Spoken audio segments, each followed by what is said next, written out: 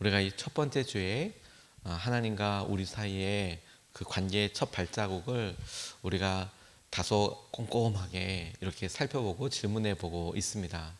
오늘 우리에게 주신 예수 그리스도의 이름과 우리가 어떤 믿음으로 이것을 붙잡고 의지해야 하는지에 대해서 오늘 간략하게 같이 묵상하고 질문해 보고 싶습니다. 예수님께서 태어나신 시기에 대해서, 일시에 대해서는 역사적으로 약간의 차이가 아직까지도 있습니다. 어떻게 질문하느냐, 어떻게 하느냐에 따라서 차이가 조금씩 다르다라는 점이 저는 특별하게 이상하다고 생각하지 않습니다. 왜냐하면 그 고대사를 공부해 보니까, 그리고 제가 공부했던 그리스 로마 여러 역사를 공부해 보면 황제와 같은 사람들, 아주 유명한 사람들조차 일시 생물 연도가 없는 경우들이 허다해요. 허다해요. 지금서부터 2000년 전에 태어난 사람 그 일시가 언제냐, 이걸 정확하게 아는 것이 역사책에 기록되어 있어도 약간의 차이들이 있거든요. 어느 역사가의 책을 볼 것이냐에 따라서, 어떤 기록을 의지할 것이냐에 따라서 약간의 차이가 있는 경우들이 아주 많아요. 그냥 많은 게 아니라 아주 많아요. 더군다나 예수님은 왕의 모습으로, 당시에 겉으로 드러나는 헤롯 왕가나 왕의 모습으로 오신 것이 아니라 마구간에 그냥 아주 초라한 모습으로 오시지 않으셨습니까? 그러니까 주님께서 언제 오셨다라는 것에 대해서 추측하고 찝어내는 것이 쉽지가 않습니다. 그래서 당시에 있었다던 그 별의 움직임으로 근래에 들어서 추측을 해보기도 하는데, 그래서 기원전 6년 4월 17일경이다 이렇게 별의 움직임을 놓고도 보지만, 그리고 또 자세히 보니까 그게 화성과 금성의 별 위치를 어떻게 볼 것이냐에 따라서 또 몇 개의 날짜가 나오더라고요. 그러니까 주님의 탄생에 대해서 별의 움직임이 있는 것만으로도 사실 대단한 것이죠. 그래서 그 일시가 정확하게 언제냐라는 것보다 더 정확한 진리가 무엇이냐면 예수 그리스도께서 이 땅에 실제로 오셨다라는 점입니다. 주님이 성육신하셨다라는 것은 우리의 믿음이 추상적인 뿌연 어떤 것을 믿고 따라가는 것이 아니라 이 땅에 실제로 오시고 태어나셔서 우리와 똑같은 삶을 사셨을 뿐만 아니라 우리와 똑같은 일을 겪으셨던 그분을 우리가 믿으며 그분을 통해서 일어나게 된 일을 믿는다는 것은 정말 중요한 일입니다. 왜냐하면 다른 여러 종교들을 찾아봐도 혹 부활이 있다 이렇게 이야기해도 그 부활의 대상이 이 땅에 태어나셔서 역사적으로 태어나신 분에 대한 부활이 아니라 어떤 신의 모습으로 잠깐 왔던 어떤 대상이 죽은 척했다가 살아나는 경우, 이런 경우들이 힌두교나 다른 여러 종교들에 있어요. 고대 종교들에. 그러니까 그건 정말 유니크하게 우리가 믿고 있는 예수님에게만 고백되어지고 실제로 증명되는 부분이거든요. 그런데 여러분, 우리가 오직 예수님뿐이다 라고 이야기할 때 주님께서 이 땅에 실제로 태어나셨다라는 것과 함께 두 가지 사실에 대해서 우리가 정확하게 고백하고 믿고 있습니다. 하나가 뭐냐면 그 주님께서 우리를 위해서 돌아가셨다라는 사실, 그리고 두 번째는 그분이 우리를 죽으셨지만 우리를 위해 부활하셨다는 사실.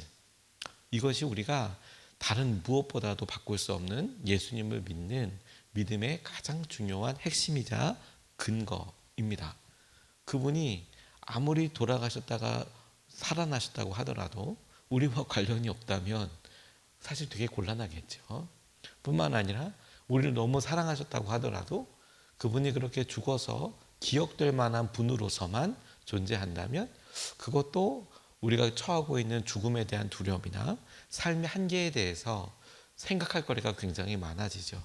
오히려 주님께서는 명확하게 이 땅에 태어나셨을 뿐만 아니라 정확한 목적과 계획을 가지고 우리를 사랑하셔서 십자가에서 죽으셨을 뿐만 아니라 주님께서 말씀하신 대로 3일 만에 부활하셔서 그래서 그 육신의 모습을 제자들에게 보여주셨고 하나님 나라로 올라가셨다. 이 사실을 우리가 어떻게 믿을 수 있는지에 대해서 오늘 좀 질문해 보고 싶습니다. 주님이 첫 번째로 우리를 위해서 분명한 목적과 의도와 그리고 사랑이라고 밖에 할 수 없는 그런 모습으로 우리를 위해서 죽으셨어요. 오늘 이사야 말씀 53장 10절에서 12절 말씀 프린트에도 넣어드렸는데 이렇게 나와 있습니다. 주님께서 그를 상하게 하고자 하셨다. 주님께서 그를 병들게 하셨다. 그가 그의 영혼을 속건제물로 여기면 그는 자손을 볼 것이며 오래오래 살 것이다. 주님께서 세우신 뜻을 그가 이루어 드릴 것이다. 여기서 속건제물은 알게 모르게 부지 중에 지은 죄에 대하여 짓는 회개하는 그런 예배와 제물을 속건제물이라고 이야기합니다. 예수님께서 그러셨다라는 의미입니다. 11절 고난을 당하고 난 뒤에 그는 생명의 빛을 보고 만족할 것이다. 나의 의로운 종이 자기의 지식으로 많은 사람을 의롭게 할 것이다. 그는 다른 사람들이 받아야 할 형벌을 자기가 짊어질 것이다. 그러므로 나는 그가 존귀한 자들과 함께 자기 몫을 차지하게 하며 강한 자들과 함께 전리품을 나누게 하겠다. 그는 죽은 데까지 자기의 영혼을 서슴없이 내맡기고 남들이 죄인처럼 여기는 것도 마다하지 않았다. 그는 많은 사람의 죄를 대신 짊어지고 죄 지은 사람들을 살리려고 중재에 나선 것이다. 이렇게 예언하고 있습니다. 이사야의 예언은 여러 군데에 걸쳐서 더욱 구체적으로 이야기한 부분들이 있지만 그러나 적어도 예수님께서 이 길을 사셨을 때에 이 이사야의 예언이 얼마나 구체적이고 얼마나 놀랍게 이루어지는지를 잘 보여주는 한 대목이라고 싶습니다. 주님께서는 이사야가 예언하신 대로 우리를 위해서 죽으셨어요. 그리고 이사야가 예언했을 때는 그때가 막 로마가 이 땅에서 시작되던 시기와 맞물립니다. 그러니까 이사야가 살았던 시기, 저 먼 곳 지중해 다른 곳에서 로마가 소위 롬물루스 레무스 형제가 로마 시기에 있었던 거기에 5개 언덕에서 로마를 시작하였다라는 그 전설이 시작되던 때가 이사야가 살던 시기입니다. 그러니 여러분, 로마의 처형 방식이었던 십자가형은 역사에 등장하지도 않았던 때입니다. 그럼에도 불구하고 그분이 어떻게 죽으실지, 나무 위에서 어떻게 죽으시고 어떻게 하실지에 대해서 성경이, 구약 성경이 예수님께서 이 땅에 어떻게 오시고 어떤 죽음을 맞이하게 되실지에 대해서 선명하게 밝혀주고 있습니다. 우리를 위해서 십자가를 지신 주님은 그냥 그 분위기에 몰려서 그 시기에 의해서 돌아가시고 죽음에 당하신 것이 아니라 이미 여러 예언자들과 성경의 모든 하나님의 약속이 지향하고 가리켜서 그 한 점을 향하여 나아가는 그 지점에 성취되신 거예요. 주님께서 이것에 태어나시고 그것을 아시고 그 목적과 계획대로 돌아가셨다라는 것이죠. 그것을 사랑이라는 표현 말고 다르게 이야기할 수 있는 단어가 없다라고 싶어요. 내 죄도 아니고 내 잘못도 아니며 나는 불쌍히 여기는 마음, 가엾게 여기는 마음으로 우리들의 고통과 아픔을 보아주시고 편들어 주시고 말씀해 주시고 하나님의 말씀을 말씀해 주시고 당시의 시대적인 상황과 정치적이고 군사적인 상황에 철저히 고난받던 사람들에게 하나님 아버지의 말씀을 가지고 오셔서 위로해 주시고 함께 해주셨던 예수님이 죽음을 당하셔야 했던 이유를 아무리 생각해봐도 없는데 그럼에도 불구하고 그 주님께서 자기의 선함과 자기의 무죄함을 외치고 주장하기보다 그 일을 위하여 주님께서 순순히 죽음 앞에 서게 되신 것을 의도적으로 선택하신 것을 아니 계획대로 그렇게 되게 하신 것을 그럼 다른 말로 뭐라고 설명하겠습니까? 사랑하시기 때문에 그분이 이것을 받아들이셨구나. 오늘 이사야 말씀도 이 죽으심의 목적에 대해서 명확하게 이야기하고 계세요. 중재하시려고 그리고 속건제물이라고 우리가 알게 모르게 지은 죄 우리가 구체적으로 이런 죄를 지었습니다 하고 회개하는 그런 제물은 속죄 제물이라고 하는데 레위기에 알게도 모르게도 부지불식간에 지었던 모든 죄를 우리가 용서받으려고 기도할 때 속건 제물이 있거든요. 예수님께서 아직 죄인된 우리가 인정하지도 못하고 자각하지도 못하는 그 일을 위하여 하나님께서 주신 놀라운 계획 가운데 친히 속건 제물이 되신 거예요. 사랑으로 표현할 수 있는 죽음으로, 그리고 사랑이라고밖에 설명할 수 없는 고통으로 당신의 우리를 향한 마음을 증명하셨습니다. 이것은 어떤 능력이 아니라, 능력을 보여주는 데 목적이 있는 게 아니라 동참의 중심이 있다고 싶어요. 내가 이만한 능력이 있어. 하나님께서 막 어떤 태풍과 이런 것에서 나타나는 게 아니라 오히려 우리와 똑같이 연약하고 부족하고 그런 육신의 모습을 가지고 있기 때문에 그런 모습을 보여주시는 것은 우리와 똑같은 모습으로 우리의 삶의 고난과 역경 가운데 동참하신다는 의미가 있고, 당신의 능력이 아니라 우리에게 이루어질 일에 대하여 그 초점을 맞추고 계시는 것이라고 믿습니다. 다른 여러 방법도 있겠지만 우리도, 아니 모든 사람이 마주하게 될 죽음에 대하여 주님께서는 십자가라는 구체적인 형태를 통해서 우리를 향해 보여주시고 이끌어 주신 것이지요. 우린 이걸 믿습니다. 구약의 성경과 그리고 주님께서 하신 여러 주님을 향하여 하신 말씀들이 이루어져 있는 것을 통해 그분이 이 말씀의 주님이시라는 것을, 그래서 십자가에 죽으신 것이 우리를 위한 사랑이라는 것을 구약 성경뿐만 아니라 예수님의 행적과 모습을 통해 우리가 믿습니다. 그런데 여러분, 이것에서 한 걸음 더 나아가 주님께 대하여 예언된 일 중에 그분의 부활이 있는데, 우리가 오직 예수님밖에 없다라고 이야기할 때 이 부활하신 주님을 믿습니다. 고린도전서 15장 4절에서부터 8절까지 말씀을 보면, 무덤에 묻히셨다는 것과 성경대로 사흘날에 살아나셨다는 것과 게바에게 나타나시고 다음에 12제자에게 나타나셨다고 하는 것입니다. 그 후에 그리스도께서는 한 번에 500명이 넘는 형제 자매들에게 나타나셨는데, 그 가운데 더러는 세상을 떠났지만 대다수는 지금도 살아 있습니다. 다음에 야고보에게 나타나시고 그 다음에 모든 사도들에게 나타나셨습니다. 그런데 맨 나중에 다리 차지 못하여 난 자와 같은 나에게도 나타나셨습니다. 주님의 부활을 보았던 사람들이 있었습니다. 그리고 그들의 삶은 완전히 바뀌었습니다. 주님의 부활을 믿게 되는 여러 증거들을 생각할 때 당연히 그분을 보았던 사람들의 증언을 통해서 우리가 알게 되죠. 왜냐하면 주님의 부활 사건이 있었던 때가 지금서부터 대략 2000년 전이지 않습니까? 그 주님을 우리가 직접 육신으로 우리가 도마가 했던 것처럼 그분의 손자국과 그분의 창자국을, 손에 나 있는 못자국과 창자국을 2000년 전에 그 모습으로 만져볼 수는 없지 않습니까? 그건 불가능한 일이지요. 이미 부활하시고 승천하신 하나님을 그렇게 알 수 없죠. 하지만 그 주님을 만났던 사람들의 증언을 통해서 명확하게 알 수 있습니다. 그러면 그 사람들의 증언했던 것을 그냥 말을 어떻게 믿느냐?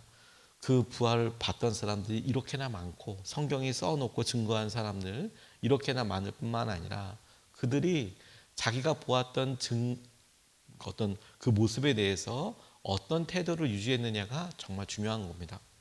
아이러니하게도 그들의 말의 증언의 진실성을 우리에게 믿게 하는 것은 그들에게 있었던 고난이었어요. 아마 그들이 그렇게 한 다음에 다 성공하고 다 잘 살았다면 믿기 힘들었을 것 같아요. 그런데 그들이 오히려 예수 그리스도를 믿는다는 것만으로 고난을 당하게 되고 굉장히 많은 수들이 죽게 되었습니다. 그리고 그렇게 부활한 주님을 만났던 사람들이 당신의 고난 앞에서 네로 황제와 같은 아주 잔인한 황제들이 신문하고 이야기할 때 못 봤다고 해라, 살려주겠다, 그런 말에 억지로 못 봤음에도 불구하고 난 봤다고 이야기하고 죽을 사람은 없을 뿐더러 한 사람은 가능하겠지만 그렇게 수십 명 수백 명이 죽음을 선택한다는 것은 일부러가 아니라 그들이 보았던 것의 진실함을 우리에게 명확하게 보여주는 확실한 증거가 되는 것이죠. 그리고 여러분, 우리는 바로 그 예수님을 그리스도로 고백하는 사람들이 모여서 그분의 부활에 관한 증인이 되는 삶을 살고 있는 것입니다. 초대 교회는 예수님을 보았고, 그리고 그 예수님께서 십자가에서 죽으셨으며 그 죽으신 주님께서 완전히 3일 동안 죽음으로 처리되셨다가 부활하신 그 주님을 만났던 사람들의 모임입니다. 그리고 성령의 세례까지 경험한 사람들이죠. 그게 교회예요. 주님을 보았던 사람, 무슨 말을 했는지 들었던 사람, 죽으심을 알았던 사람, 그리고 그분의 부활과 그리고 성령의 임재하심을 경험했던 사람들. 교회는 우리와 똑같이 그런 믿음과 은혜를 고백하는 사람들이었습니다. 무신론자였다가 위대한 기독교 변증자가 된 C.S. 로이스라는 사람이 이런 고백을 해요. 예수님의 최대 업적은 부활의 메시지를 선포하신 것뿐만 아니라 그 선포하신 메시지대로 다시 살아나신 것입니다. 그러니까 부활의 메시지를 당신께서 직접 선포하신, 내가 고난을 받은 후에 3일 만에 죽고 3일 만에 부활하게 될 거야. 이걸 주님이 직접 말씀하셨죠. 근데 그렇게 메시지를 말씀하신 것뿐만 아니라 그것도 놀랍지만 메시지대로 살아나신 거예요. 그래서 계속해서 이렇게 이야기합니다. 여기에 그분의 위대함이 있습니다. 그러나 이보다 더 위대한 것이 있습니다. 예수님은 당신 자신만 부활하신 것이 아니라 당신을 믿는 자들도 그 부활에 동참하게 하셨다는 것입니다. 그분은 약속하셨습니다. 나를 믿는 자는 죽어도 살겠고 무릇 살아서 나를 믿는 자는 영원히 죽지 아니하리라. 당신께서 말씀하신 대로 그 일을 말씀하셨고 돌아가셨고 부활하시면서 그를 믿는 모든 사람들에게 동일한 역사하심을 이루시겠다고 말씀하신 거예요. 우리는 부활의 증인입니다. 우리도 주님의 다시 사심을 믿고 그리고 우리 역시 다시 살게 될 것을 믿습니다. 그래서 오늘 본문 말씀 우리 말씀하신 대로 다른 이름이 없다라고 이야기하는 거예요. 그래서 다른 이름이 없다고 이야기하는 거예요. 고린도서 4장 14절 말씀을 보면 이렇게 나와 있어요.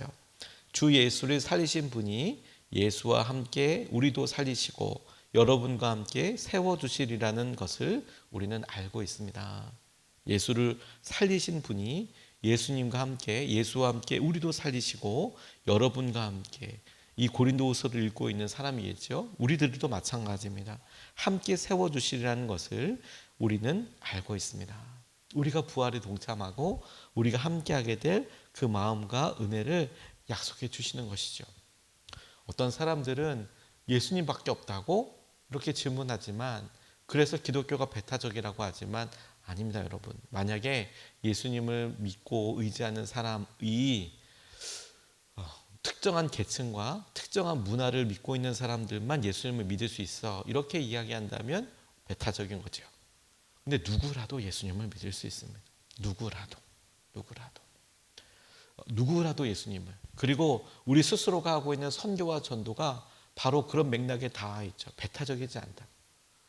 주님의 복음을 듣는 누구라도 예수님을 믿을 수 있고 이것에는 성별이나 나이나 신분이나 문화적인 차이나 혹은 국적이나 피부 색깔이나 아무것도 상관없이 누구든지 예수님을 믿으면 그 예수님께서 우리에게 말씀하신 모든 것들이 실제로 실제가 되고 은혜를 누리게 되는 것, 이걸 본다는 거예요. 우리나라의 대표적인 순교자 주기철 목사님 계실 때 감옥에 갇히셨을 때 주영하라는 그런 죄수도 함께 있었다고 합니다. 주영하라는 죄수도. 하루는 이 주영하가 이런 이야기를 했다고 해요. 같이 수감되어 있을 때. 이 주영하는 유명한 공산주의자였답니다. 이야기하기를 나는 공산주의자입니다. 모든 사람이 잘 살게 되는 사회를 만들고자 애썼습니다. 하지만 이제 내가 죽으면 모든 것이 끝나버리니 너무 허무합니다. 그러나 예수쟁이들은 죽음을 앞두고도 아주 희색이 만면하더군요. 주님 앞에 가게 되었다면서 기뻐하는 모습이 이해가 되지 않습니다. 우리나라 독립운동에 공산주의자들도 몇몇 있었거든요. 그래서 같이 수감되어 있을 때 이 주영하라는 사람이 보았던 주기철이라는 사람은 죽어도 어떻게 저렇게 웃으면서 죽을 수 있을까? 나는 죽으면 이대로 끝인데 이것이 이해가 되지 않았다. 이렇게 이야기하고 있는 거거든요.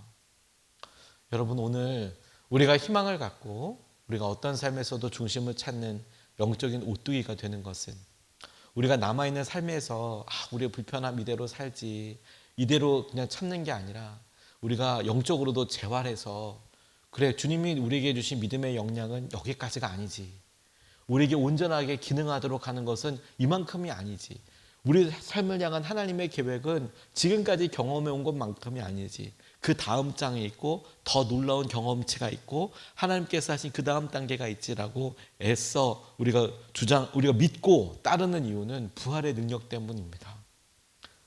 주님께서 우리에게 보여주신 것대로 십자가의 고난과 십자가가 끝이 아니라 주님은 그 이후에 우리를 통해 다시 살리시고 하나님의 은혜와 마음을 누리게 되는 통로로 삼으실 거기 때문에 그렇습니다. 설령 여러분 우리가 이런 고난의 모습으로 이 땅을 살지라도 구원받는 사람들, 아니 모두가 다 하나님 앞에 갔을 때 우리 주위에 있는 사람들은 놀랄 거예요. 마치 거지 나사로가 아브라함의 품에 있는 것을 보고 그를 같이 맨날 보았던 부자가 깜짝 놀라는 그런 대목이 있는 것처럼 주님은 부활하신 주님이시고 우리의 모든 것 되셔서 우리를 이끌어 주실 줄로 믿습니다. 우리가 그 주님을 붙잡고 의지하며 나아가겠습니다.